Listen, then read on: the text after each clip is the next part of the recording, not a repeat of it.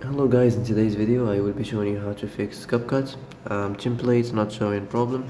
So the answer is easy, just go to the settings and then scroll down to the apps section and then go to the search and search Capcut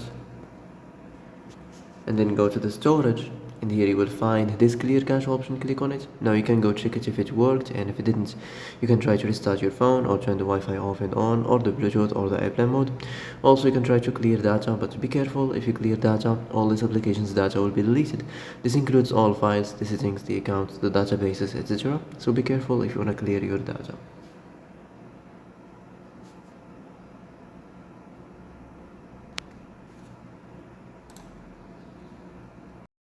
And that's it for today's video. I hope this is the answer you've been looking for. If you like this video, don't forget to like and subscribe, and see you in the next video. Thanks for watching.